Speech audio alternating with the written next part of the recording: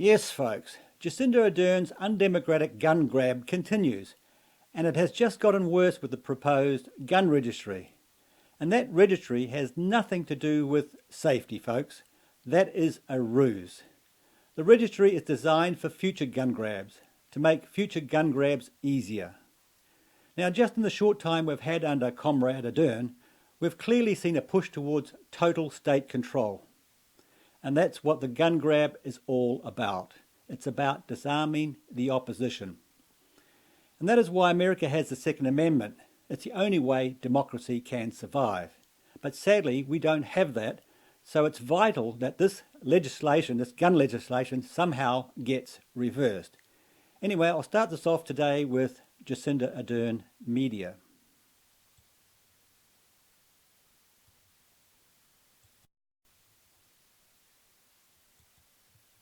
Kia ora, good evening. Don't wait. The clock is ticking for gun owners to hand in prohibited firearms, police are warning. There are just 50 days from today for guns and gun parts to be given to police under the amnesty and buyback scheme.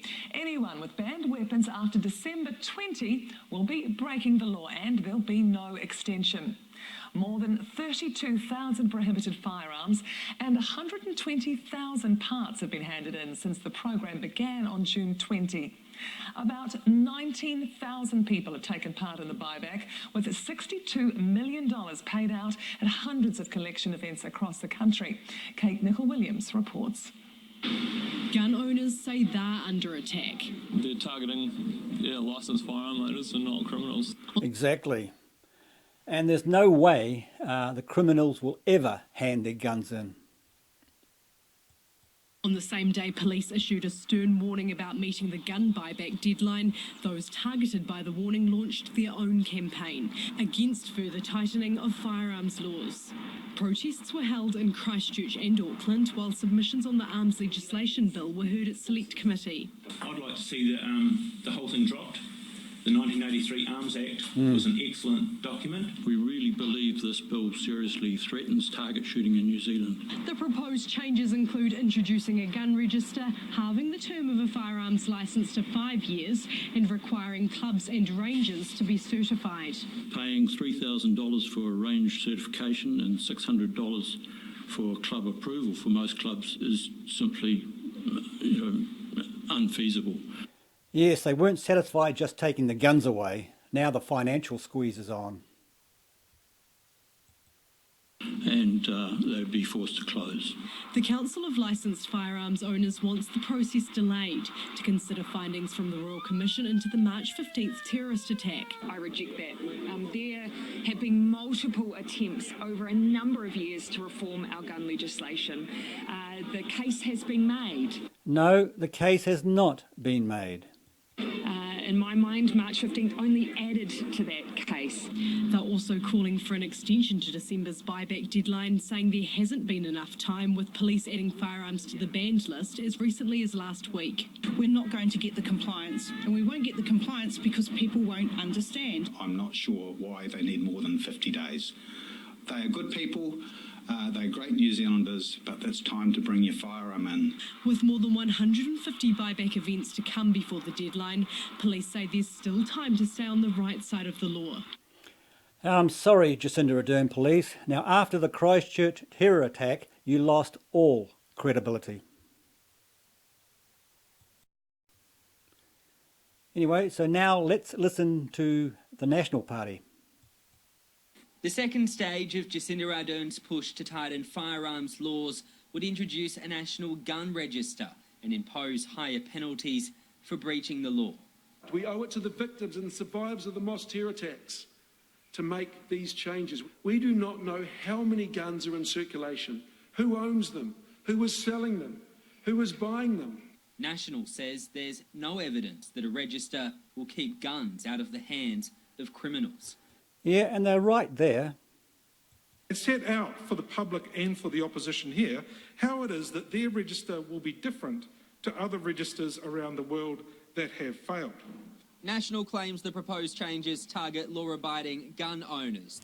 Yeah, and so was the gun grab, and National was part of that, so they've also lost credibility.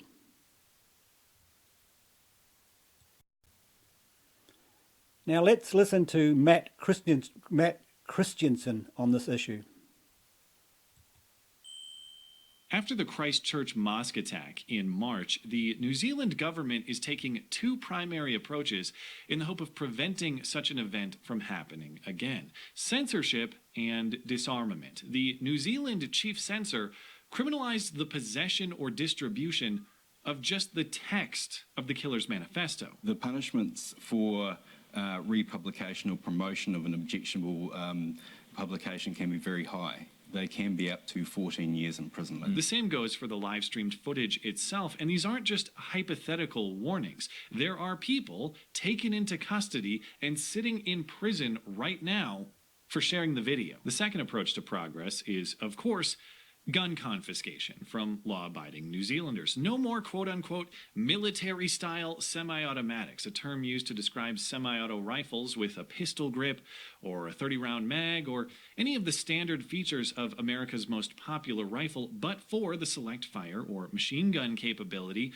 that distinguishes military and civilian weapon variants. But it's military style. It looks like one. Yeah, and a spoiler on your trunk is race car style, but that doesn't mean it holds up to the same performance standard. Anyway, those are banned. So if you have one, turn it over to your benevolent leader, Jacinda Ardern. Trust her to keep you safe, because you can't be trusted to do it for yourself. Every semi-automatic weapon used in the terrorist attack on Friday will be banned in this country. We will be establishing a buyback scheme. Details of the weapons handed back by owners that are covered by the ban will also be taken to ensure that fair and reasonable compensation is paid once the buyback is in place. I don't accept the framing or the language of a so-called buyback. They euphemistically use that term to conceal what this really is. Confiscation. The word buyback doesn't apply for two reasons. One, what happens when I refuse the sale? Well, you go directly to jail. So it's clearly a gun grab. This isn't a voluntary exchange like any other purchase we make. It's compulsory, ironically, under threat of gunpoint. And two, is it really a buyback if you're just getting your own tax money back in exchange? Money they already took from you? Put it this way, if I take $20 from your wallet and then buy something from your garage sale with it, have you come out even? Or have you just been robbed? Anyway, it appears the New Zealand government's philosophy is if we just limit people's ability to discuss conflict, and if we just make it tougher for them to defend themselves in a step-by-step march toward disarmament. In other words, a step-by-step march towards total state control. The end result will surely be peace and tranquility, right? Yeah, historically it doesn't work out that way, but hey, I'm sure it's just that everyone else did it wrong. You can trust the virtue hijab. Anyway, now I'll just fast forward to where he explains the gun registry ruse.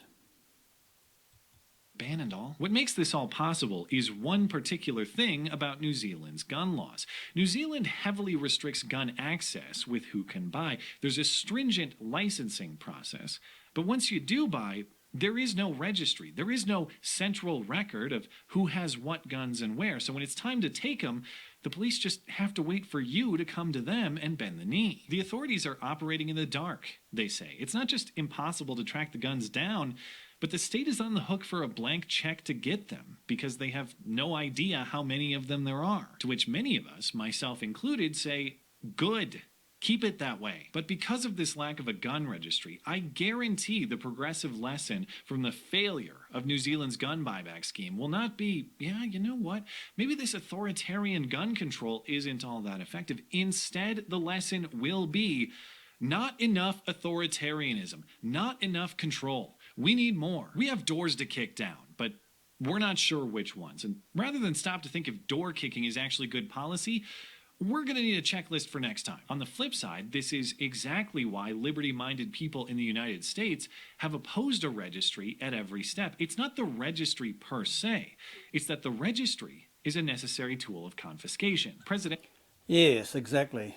And that's the ruse, folks. A way to easily grab your guns. Yeah. Now, in respect to this issue, the New Conservatives are worth a look.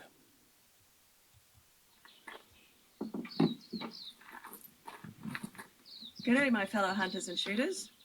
I'm Victoria O'Brien, and I'm appearing on behalf of New Conservative.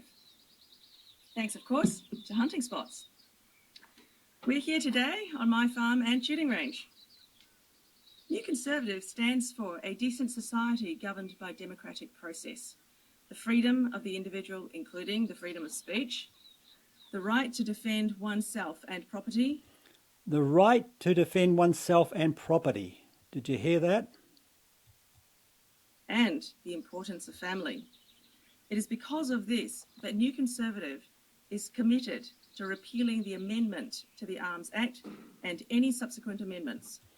And I have yet to hear any other party committing to that. Before those, I had ECAT firearms that were used for both sport and hunting. With the right security and background checks, semi-automatic centre-fire rifles and shotguns should be returned to the ownership of fit and proper New Zealanders. Exactly.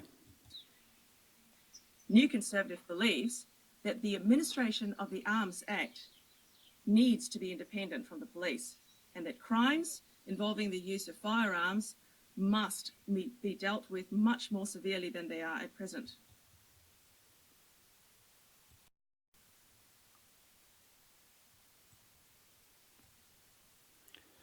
Yes, folks, I really think the New Conservatives are worth a look.